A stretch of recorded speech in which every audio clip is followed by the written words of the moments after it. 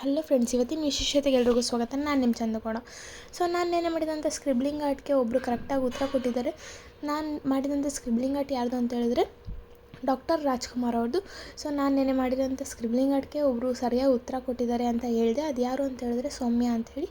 So ಅವ್ರಿಗೂ ಕೂಡ ಒಂದು ಸರ್ಪ್ರೈಸ್ ಗಿಫ್ಟ್ನ ನಾನು ಆದಷ್ಟು ಬೇಗ ಅವ್ರಿಗೆ ರೀಚ್ ಆಗೋ ಥರ ನಾನು ಕಳಿಸ್ಕೊಡ್ತೀನಿ ಅಂತ ಹೇಳ್ತಾ ನಾನು ಈ ವಿಡಿಯೋನ ಸ್ಟಾರ್ಟ್ ಮಾಡ್ತಿದ್ದೀನಿ.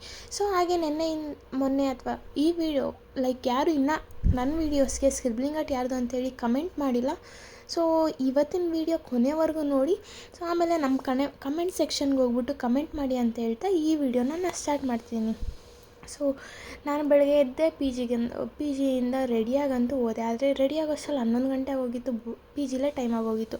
ಆಮೇಲೆ ಏನು ಮಾಡಿದೆ ಅಂತ ಅಂದರೆ ಊಬರ್ ಬುಕ್ ಮಾಡಿದೆ. ಊಬರ್ ಅಂತೂ ತೊಗೋತಾನೆ ಇರಲಿಲ್ಲ. ಒಬ್ಬೊಬ್ಬರು ಡ್ರೈವರ್ ಒಬ್ಬೊಬ್ಬರು ಕ್ಯಾನ್ಸಲ್ ಮಾಡ್ತಿರಲಿಲ್ಲ. ನಾನು ಕ್ಯಾನ್ಸಲ್ ಮಾಡ್ತಿದ್ದೆ, ಅವ್ರು ಬರೋದು ಲೇಟ್ ಆಯ್ತು ಅಂತ ಹೇಳಿ ಹಿಂಗೆ ಟೈಮ್ ಆಗೋಯಿತು. ಸರಿ ಅಂತ ಹೇಳ್ಬಿಟ್ಟು ಯಾವುದೋ ಒಂದು ಬುಕ್ ಆಯಿತು ಅಂತೇಳಿ ನಾನು ಬೊಟಿಕ್ ಅಂತೂ ರೀಚ್ ಆದೆ. ಬೊಟಿಕ್ ರೀಚ್ ಆದಮೇಲೆ ನಮ್ದು ಇದ್ದಿದ್ದೆ ಕೆಲಸ ಶುರು ಮಾಡ್ಕೊಂಡು ಆಮೇಲೆ 2 ಗಂಟೆ ಆಗಿದ ತಕ್ಷಣ ಬಾಕ್ಸ್ ಓಪನ್ ಮಾಡ್ಕೊಂಡು ಬಾಕ್ಸ್ನ ಖಾಲಿ ಮಾಡ್ಕೊಂಡು ಆಮೇಲೆ ಅಲ್ಲೇ ಐಸ್ ಕ್ರೀಮ್ ಅಂಗಡಿ ಇಟ್ಟಿದ್ರು ಅಂತೇಳಿ ಫಲೂಡ ತೊಗೊಂಡು ಫಲೂಡನೂ ತಿಂದ್ಕೊಂಡು ನೆಕ್ಸ್ಟ್ ನಾನು ಸ್ಕ್ರಿಬ್ಲಿಂಗ್ ಆರ್ಟ್ ಮಾಡೋಕ್ಕೆ ಕೂತೆ.